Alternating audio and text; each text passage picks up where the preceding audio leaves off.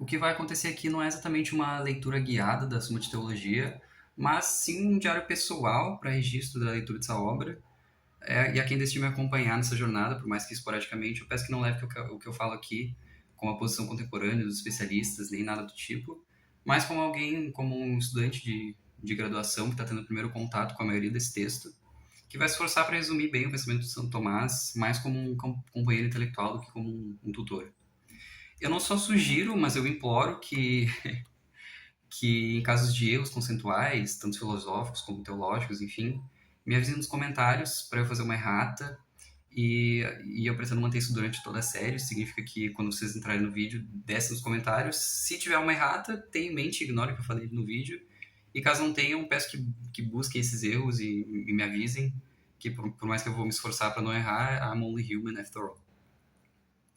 A leitura dos artigos e passagens que eu vou ler aqui não é obrigatória, nada obrigatório no final, mas eu não vou ler eles na íntegra, de forma que seria útil ter em vossas mãos aí ou em PDF, alguma coisa assim, as seguintes obras que eu vou citar aqui, que eu vou utilizar mais. Eu vou usar, obviamente, a Suma de Teologia. Eu estou usando a edição bilíngue da Loyola, mas eu sei que aquela... eu esqueci o nome agora, mas eu sei que aquela em 5 volumes, sabe? Que é só em português. Dizem que a tradução é melhor, mas eu estou usando essa porque é bilíngue, é mais prático.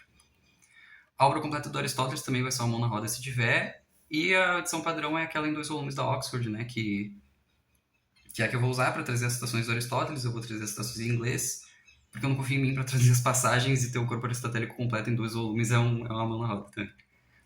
A Bíblia eu estou usando, a Bíblia que eu estou utilizando é uma 10ª edição, é uma 16ª edição da CNBB, mas eu quero deixar claro que a referência que eu vou usar, caso sejam necessários esclarecimentos mais profundos das escrituras, vai ser, claro, a Bíblia de Jerusalém. E antes da gente seguir para a leitura, eu quero introduzir brevemente o que é mais ou menos a Suma de Teologia, né? Qual que é a estrutura interna básica, mais ou menos, caso alguém tenha caído de paraquedas aí e não sabe o que é. A Suma de Teologia é uma obra monumental. Nessa edição da Loyola são 9 volumes. Está em bilíngue, né? Por isso é maior. A edição de 5 volumes ela é bem grossa, mas é substantivamente menor, porque está só em uma língua, claro. E nela o Santo Tomás ele pretende escrever uma coleção, né, uma suma, de todos os conhecimentos teológicos até o momento que ele escreveu, até o momento, né, que ele escreve aquilo.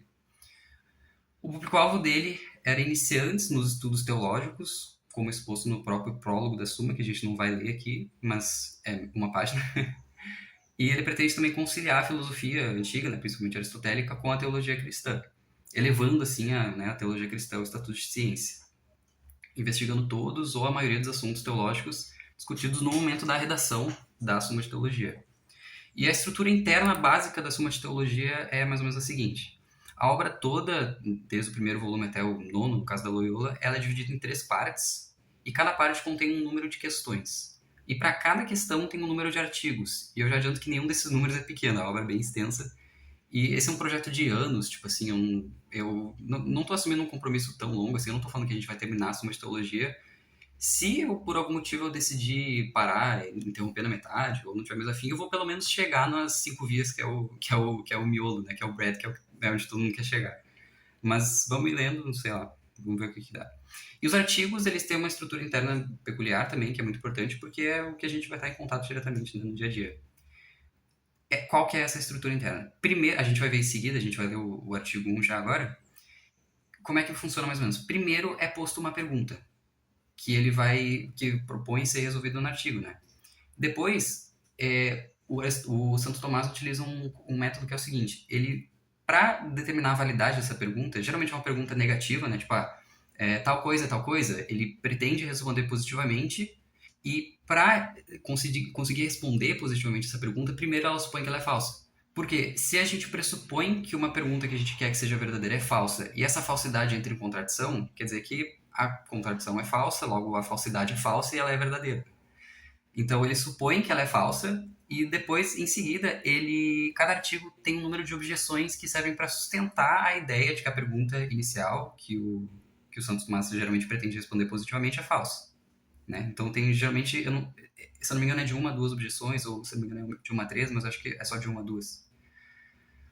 E depois dessas objeções, o Santo Tomás ele traz um que é chamado de argumento de autoridade, que busca lançar as bases de por que a resposta à pergunta que ele trouxe é verdadeira. E depois é a resposta em si, né, que é o famoso respondeu, que ele explica o porquê é verdade que aquela pergunta é verdade, e depois ele cita a refutação de cada objeção. Então, mais ou menos, tudo importa, claro, mas o miolo dos artigos de teologia está ali na resposta, que é onde o Santo Tomás vai desenvolver exatamente, conforme, né, com as objeções e tal, conforme tudo, ele vai desenvolver ali qual que é a resposta oficial dele, do Santo Tomás de Aquino, né, da teologia. Tem um vídeo muito bom do The Thomistic Institute, que se chama, aqui está traduzido, mas é como se lê um artigo da Suma Teológica, eu vou deixar na descrição aí, que é explica mais polidinho do que eu expliquei aqui rapidinho, mas só para a gente não, só para, né, ficar registrado.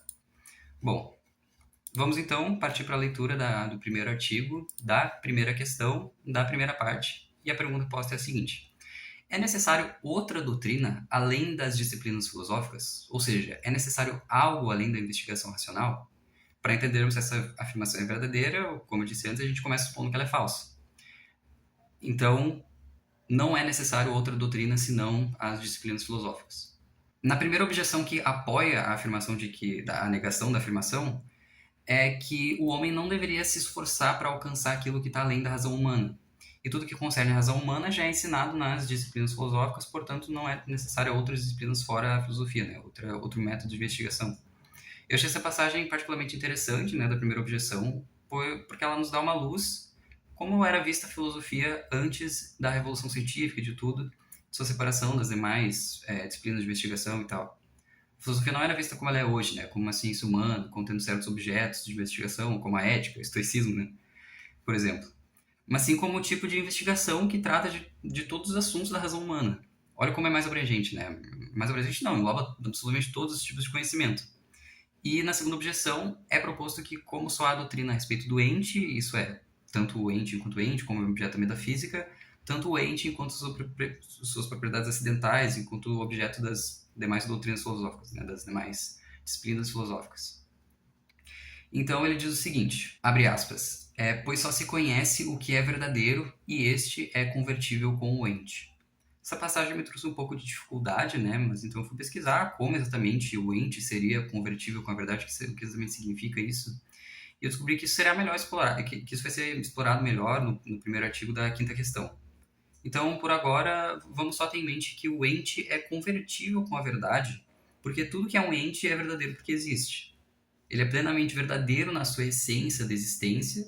Se não existisse, não seria ente, se é ente é verdadeiro. Não que se exclua a possibilidade de algo ser uma mentira, por exemplo, mas simplesmente ele é verdade enquanto ente, ele é verdade enquanto coisa que é. Isso é um conceito que a gente vai ver mais a seguir, chamado de verdade ontológica. Continuando, o Santo Tomás ele segue a segunda objeção, propondo que, como as demais disciplinas filosóficas tratam de todos os entes, isso é, novamente, os entes enquanto entes na metafísica e os entes enquanto seus acidentes, suas propriedades nas demais disciplinas de filosofia. Os assuntos a respeito do ente já se esgotaram. Não é necessário outras doutrinas, pois a filosofia já aborda todas as facetas do ente, e como só pode haver a doutrina a respeito do ente, a teologia inclusa, por ser uma disciplina filosófica, não é necessário mais do que as outras disciplinas filosóficas. Para o argumento de autoridade, o sede contra, o Santo Tomás ele traz uma citação da segunda carta de Timóteo, não é especificado no texto em português, se não me engano, no texto em latim especifica, mas é o versículo 16 do terceiro capítulo, e onde se lê. Abre aspas, toda a escritura inspirada por Deus é útil para ensinar, refutar, corrigir e educar na justiça. Como as escrituras não fazem parte do escopo das disciplinas filosóficas, por ser revelação, ela não faz parte das investigações do homem acerca dos entes, mas a palavra divina veiculada através dos autores sagrados nas Sagradas Escrituras. Portanto, é útil que tenha outra disciplina além das filosóficas, não baseadas em assuntos da razão dos homens, mas baseado nos assuntos que nos foram revelados por Deus. Já na resposta, o Santo Tomás afirma que é necessário sim haver outra disciplina que não as filosóficas, sendo essa última veiculada através da razão dos homens, e a primeira uma disciplina revelada por Deus, e útil para a salvação da alma dos homens. Primeiro, pois o homem está ordenado para Deus, no modelo de finalidade, em latim finem, em grego, como se sabe, é o conceito de telos, muito discutido tanto nos diálogos de Platão, tratado, como sabemos, no Fédon, no Timeu, na República, no Borges, sobre vários aspectos, quanto no corpo aristotélico, na metafísica, na física e na ética e tal.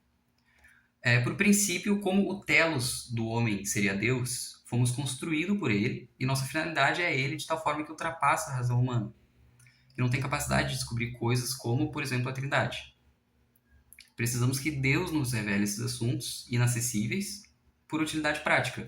Como o homem precisa saber qual é o seu fim, precisa se direcionar para ele, é útil a ciência das escrituras, além das filosóficas, da razão humana, pois seria impossível que todas as verdades divinas fossem descobertas pelo homem e mesmo que um pequeno número delas fosse descobertas, é a salvação da nossa alma e para a eternidade que está em jogo. Então é evidente que, abre aspas, para que a salvação chegasse aos homens com mais facilidade e maior garantia, era necessário fossem eles instruídos, fossem os homens, né?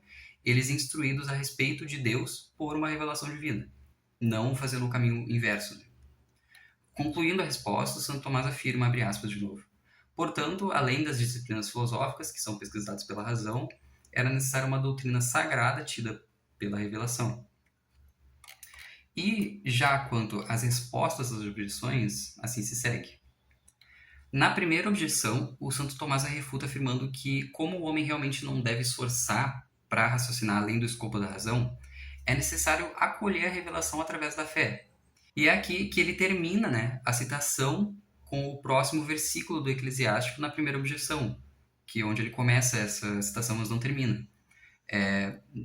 Na primeira objeção, né, abre aspas, não te afadigues com obras que te ultrapassam. E na resposta à primeira objeção, que a gente está investigando agora, eis porque ele mesmo se acrescenta, aí foram mostradas muitas coisas superiores à mente humana. Na segunda objeção, Santo Tomás afirma que o que concerne os objetos de conhecimento, o que se altera entre as ciências não é tanto o objeto, como no exemplo da Terra redonda, mas sim a forma de conhecê-los. A matemática trata dos objetos enquanto abstraídos da matéria, a física trata dos objetos enquanto constituídos de matéria, e assim os objetos passíveis de conhecimento podem ser tratados ou pelas lentes das disciplinas filosóficas, pela luz da razão natural, ou por outra lente, como a revelação divina veiculada por Deus para um fim específico. Esse fim aqui me parece muito claramente ser a salvação da alma do homem. Até o próximo.